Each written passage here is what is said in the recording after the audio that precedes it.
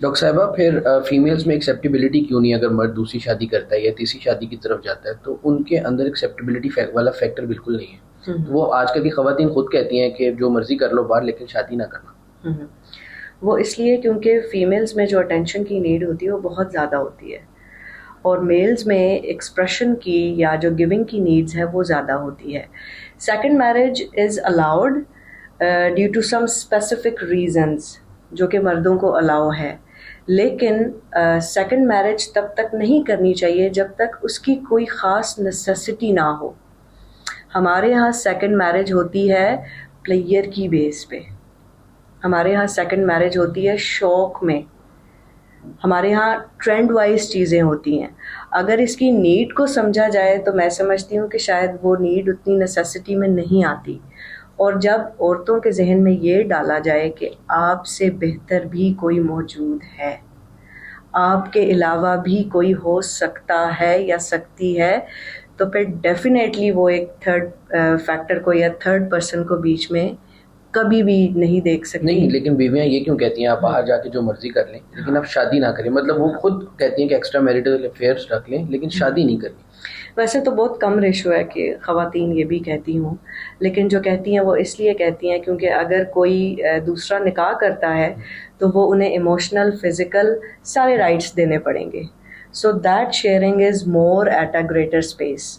تو وہ اگر وہ یہ کہتی ہیں کہ نہیں آپ باہر جو مرضی کر لیں، اس کا مطلب ہے وہ کہیں نہ کہیں ٹیمپرری ہوگا. لیکن اگر کوئی ان کے نکاح میں آ جاتا ہے تو وہ ڈیفینیٹلی ان کے ساتھ اٹیچ ہوگا، ایک ایسا ریلیشن شپ بنے گا جس کو وہ بھی الگ نہیں کر سکتی. ٹھیک ہے ڈاکٹر صاحبہ، ہم دیکھتے ہیں کہ ڈی ایچ اے میں خاص کے وہاں پہ شوگر ڈیڈی اور شوگر مومس کا ایک ٹرینڈ ہے. اس کی کتنی صداقت ہے؟ کیا واقعی ہی ہے یا صرف اور صرف بدنام کیا گیا ہے اس کو؟ نہیں، یہ تو I have been in Lahore ٹھیک ہے، and I have been in DHA. ٹھیک ہے. This is all true. نہیں، سب سے پہلے بتائیں کہ یہ کام صرف ڈی ایچ اے میں ہو رہا ہے یا باقی سارے لاہور میں بھی ہو رہا ہے؟ نہیں، اس کا کوئی خاص ڈی ایچ اے سے تعلق نہیں ہے، لیکن ٹیگ لگ گیا ڈی ایچ اے کا. ٹیگ لگ گیا ہے کیونکہ جو ڈی ایچ اے کے لوگ ہیں they are quite open. D H A میں یہ چیز بہت اوپنلی پریکٹس ہوتی ہے اور وہ اس چیز کو بڑے اچھے سے کیری کر رہے ہیں، جس کی وجہ سے وہ لیبلائز ہو گئے ہیں کہ جو ڈی ایچ اے کے ہیں، جو شوگر مومی یا شوگر ڈیڈی رکھ رہے ہیں، تو وہ کہیں نہ کہیں جو ہے وہ ڈسپلے زیادہ ہو رہے ہیں اور وہ اس چیز کے اوپر بالکل بھی ہیزیٹیٹ نہیں کر رہے.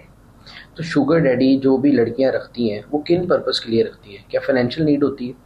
فائنینشیل نیڈ بھی ہوتی ہے، اٹینشن نیڈ بھی ہوتی ہے، فزیکل نیڈ بھی ہوتی ہے. پھر وہ لوگ جن کو لگتا ہے کہ لائف اسی کے گرد گھومتی ہے، ٹھیک ہے، کہ لوگوں کو اپنے گرد گھمانا یا لوگوں کے اندر جو ہے وہ سینٹر آف اٹینشن رہنا، انہیں یہ جب چیزیں فیسینیٹ کرتی ہیں اور جب خاص طور پہ فیمیل کو اٹینشن مل رہی ہو، ٹھیک ہے، تو ان کی یہ ارج زیادہ ہوتی جاتی ہے. پھر یہ چیز زیادہ دیکھی گئی ہے جو کہ لڑکیاں لوور مڈل کلاس سے آ رہی ہیں. آپ کو نہیں لگتا کہ اس میں معصوم لڑکیاں پھنستی ہیں، ان کے جال میں پھنستی ہیں، یا وہ خود شوق سے جاتی ہیں؟ معصوم لڑکیاں یہ سب کرتی ہی نہیں ہیں. اچھا، معصوم لڑکیوں کو تو پتہ ہی نہیں ہے ان چیزوں کا. پھر اگر آپ امیر لوگ جو ہوتے ہیں، کریں، ایک سٹیبل انسان ہے، وہ ان کو خواب دکھاتا ہے، پیسہ دکھاتا ہے، ان کی فائنینشیل نیڈز پوری کرتے ہیں، حتیٰ کہ ان کی یونیورسٹیز کی ڈیوز تک پے کیے جاتے ہیں.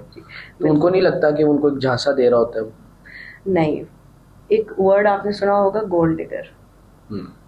گولڈ ڈگر کے نام سے جو ہے وہ لڑکیوں کو بہت زیادہ ایک کیٹیگری میں ڈالا جا رہا ہے. وہ کیوں ڈالا جا رہا ہے؟ کیونکہ جو چیزیں ان کی گھر سے فلفل نہیں ہو رہی، جن چیزوں کی ان کی بیسک نیڈ ہے، اور انہیں پتہ ہے کہ ہم لوگ شارٹ کٹ اپنائیں گے تو ہمیں اس وے میں مل سکتی ہے، long term it's very hard. تو وہ کیوں اس طرف جا رہی ہیں؟ کیونکہ انہیں بھی پتہ ہے کہ یہ چیز ٹیمپریری ہے، جو ہمیں خواب دکھایا جا رہا ہے یہ ٹیمپریری ہے. انہیں ہر چیز کا مطلب پتہ ہے، لیکن انہیں لگتا ہے کہ شاید فار اے ٹائم بینگ اس سے بہتر آپشن نہیں ہے کوئی. ٹھیک ہے، دس از دا موسٹ ایزیسٹ آپشن. اور یہ ہیومن سائیکالوجی ہے کہ ہمارا مائنڈ ہمیشہ شارٹ کٹس ڈھونڈتا ہے. سو دس وے از اے شارٹ کٹ کہ آپ اس چیز کو انجوائے بھی کریں گے اور اس چیز سے آپ کو فائدہ بھی ہوگا، فائنینشلی بھی اور ایموشنلی بھی اور فزیکلی بھی.